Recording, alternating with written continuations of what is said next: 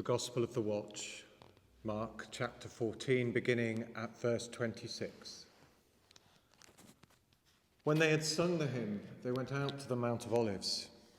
And Jesus said to them, "You will all become deserters, for it is written, 'I will strike the shepherd, and the sheep will be scattered.' But after I am raised up, I will go before you to Galilee." Peter said to him, "Even though all become deserters, I will not." Jesus said to him, "Truly I tell you, this day, this very night before the cock crows twice, you will deny me 3 times." But he said vehemently, "Even though I must die with you, I will not deny you." And all of them said the same. They went to a place called Gethsemane, and he said to his disciples, "Sit here while I pray." He took with him Peter and James and John and began to be distressed and agitated. And he said to them, "I am deeply grieved, even to death. Remain here and keep awake." And going a little farther, he threw himself on the ground and prayed that if it were possible, the hour might pass from him. He said, "Abba, Father, for you all things are possible. Remove this cup from me. Yet not what I want, but what you want." He came and found them sleeping. And he said to Peter, "Simon, are you still asleep? Could you not keep awake 1 hour? Keep awake and pray that you may not come into the time of trial. The spirit indeed is willing, but the flesh is weak." And again he went away and prayed, saying the same words. And once more he came and found them sleeping, for their eyes were very heavy, and they did not know what to say to him. He came a 3rd time and said to them, "Are you still sleeping and taking your rest? Enough, the hour has come. The Son of Man is betrayed into the hands of sinners. Get up, let us be going. See, my betrayer is at hand." Immediately while he was still speaking, Judas, one of the 12, arrived, and with him there was a crowd with swords and clubs from the chief priests, the scribes, and the elders. Now the betrayer had given them a sign, saying, "The one I will kiss is the man. Arrest him and lead him away under guard."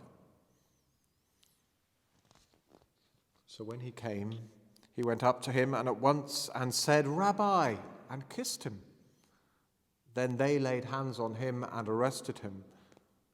But one of those who stood near drew his sword and struck the slave of the high priest, cutting off his ear. Then Jesus said to them, "Have you come out with swords and clubs to arrest me as though I were a bandit? Day after day I was with you in the temple, teaching, and you did not arrest me. But let the scriptures be fulfilled." All of them deserted him and fled. A certain young man was following him, wearing nothing but a linen cloth. They caught hold of him, but he left the linen cloth and ran off naked.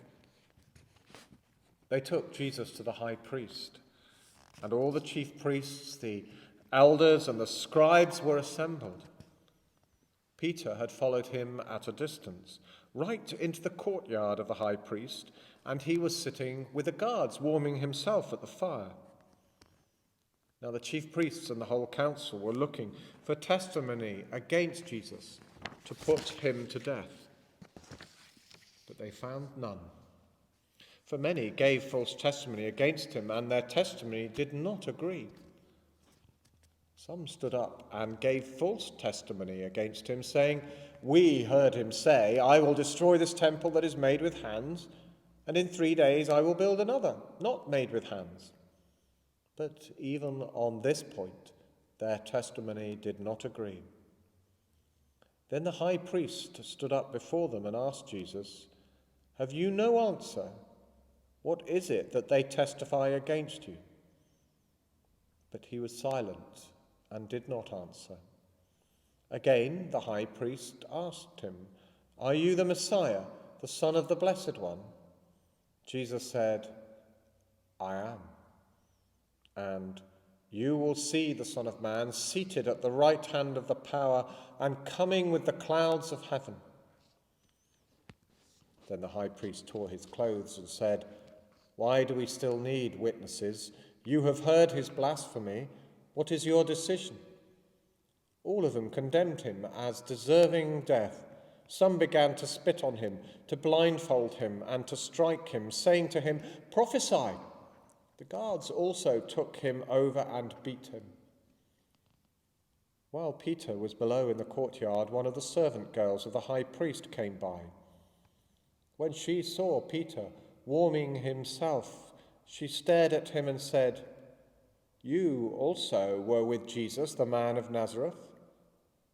But he denied it, saying, "I do not know or understand what you are talking about." And he went out into the forecourt. Then the cock crowed. And the servant girl, on seeing him, began again to say to the bystanders, "This man is one of them." But again he denied it. Then after a little while the bystanders again said to Peter, "Certainly you are one of them, for you are a Galilean." But he began to curse, and he swore an oath, "I do not know this man you are talking about." At that moment, the cock crowed for the second time.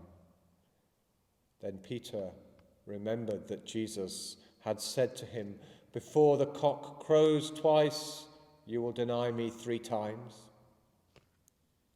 And he broke down and wept.